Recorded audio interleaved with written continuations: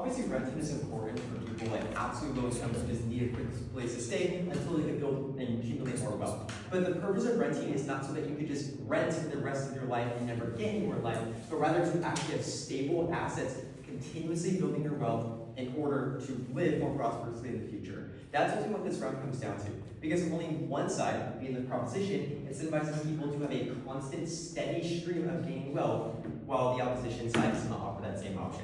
Let's break this round down into three flashes, because I think that three flashes are pretty cool in this debate. It's first accessibility, right? Is a renting or owning a home more accessible in terms of starting out things, starting proper up, what is going to give people more opportunities. Then I'm going to look at the short-term comparative between renting and homeowning, and also the long-term comparative between renting and homeowning. Those are the three flashes, so let's start with that first one of accessibility. They tell you a few things here.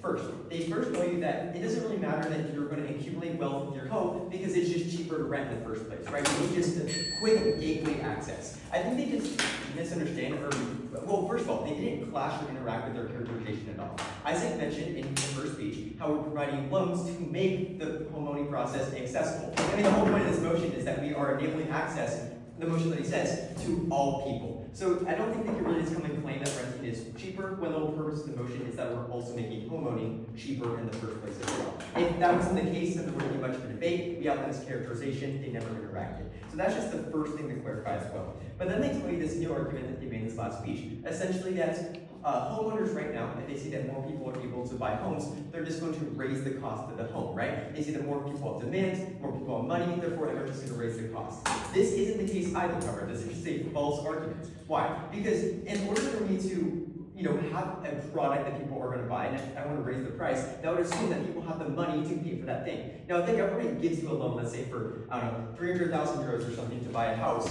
I couldn't just raise the cost of my house to 500,000 euros now, because the loan is not going to cover that amount. The fact is that the government is going to give you a set amount of money to purchase a home. The existing homeowners aren't just going to raise the price above that, right? The people still have to have the money to pay for it in the first place.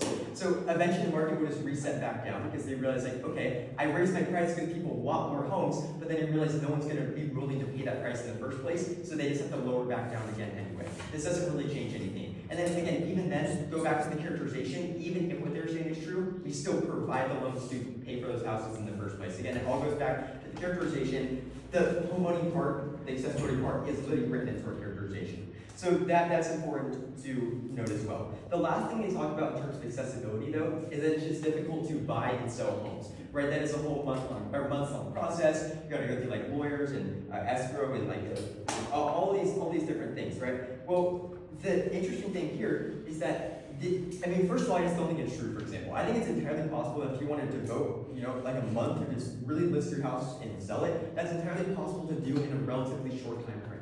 Like, we just listed our house here recently, for example, when it got it staged, and it's probably going to be sold within the month. Like, it really only took like less than 2 months to do that entire process. Now, this isn't an issue when you look at how real-world businesses operate, because the only reason they tell you that this is the opposition tells you that it's bad, that it takes a long time to sell your home because businesses won't give you the time to do that. That is their only reason they told you why that's bad. But what we told you is that businesses do give you the time to sell it. They give you time to relocate, and oftentimes they even give you money to relocate as well. So they give you time and money, then why is it bad that it takes time to sell your home? Like, that's their only reason and their only warrant why it's bad. That's not a real tangible impact. So those are their only consequence accessibility. I think it's pretty clear as to why homeowning is more accessible. I'd like them to interact with their characterization if they want to convince that. Let's look at the second product though. Let's look at the short-term comparative between renting and homeowning.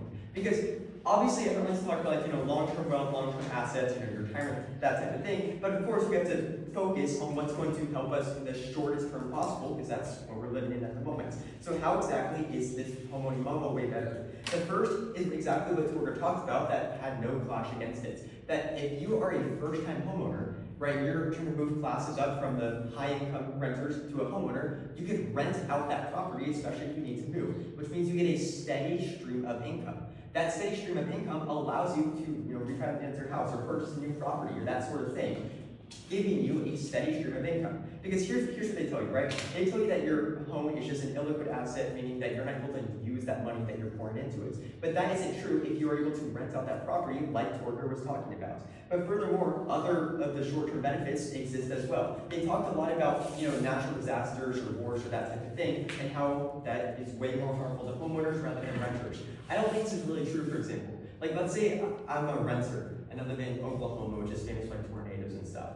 I don't think the tornado particularly cares if I'm a homeowner or a renter when it bashes through my property and tears down my walls and stuff. I mean, I don't think the tornado discriminates based on your homeowner status. So the natural disaster point doesn't particularly apply. What does apply, however, is a direct term. Because when you're a homeowner, you typically have insurance, especially depending on where you live on, for the type of natural disaster that is common in that area. Which means that when you actually have a home that has a lot more value poured into it, you can get that value back based on insurance after the natural disaster. One of what value you don't get back though is that if your rental property was destroyed in a natural disaster, you don't have any assets to get back after that. That's also important as well. The last thing they talk about though, or rather the last thing I want to talk about are the short-term points, is the idea that Torger talked about, again, no clash against it. The idea that if you're going to expand the right to control properties, that often means that the government will utilize eminent domain to evict people to now rent out those properties, right? And the government is the one controlling rents, which is essentially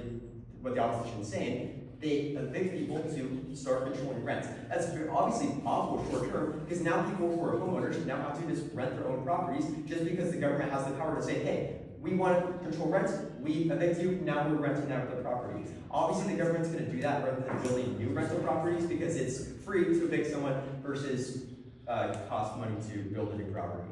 Where does the short term come down to though? It gives you short-term leverage, and that's the most important point. It all goes back to Torger's autonomy points. That ultimately you don't have the autonomy. Like let's say if you're in a rental property, their utilities aren't working. You call your landlord over and over and over again to fix it, and he just doesn't do anything. You don't have the money to fix it yourself either. When you have a home though covered, you don't have to worry about having to get someone else to fix those issues in the first place. That's also the last benefit, which is that short-term autonomy, not present in the opposition. Let's look at the final clash though. It's at the long-term calculus here. I think this is where the proposition team wins by the highest margin. Because in a rental property, you are not gaining accumulative wealth. Let's say if I have a house that I've owned for 20 or 30 years, the wealth and the return on investment I would receive when I sell that is immeasurable compared to how I just rented for 30 years. When I rent for 30 years, I stay in the exact same position I was 30 years ago. Maybe I get a better job, maybe I get a higher pay raise, but I don't get, €1 million if I sell that house based on what I initially bought it for in the first place. On top of that, better job security. What did Torger and Isaac tell you in terms of job security? Businesses are going to have less high turnover because people are going to stop hopping around from rental property to rental property. Businesses are going to be more willing to hire renters as employees because they don't have a fear that they're just going to pick up and move everywhere. The fact is that when you make renting an easy, accessible option, you harm communities, civic engagement, crime rates, and that's ultimately why I'd ask you to vote proposition. Thanks so much.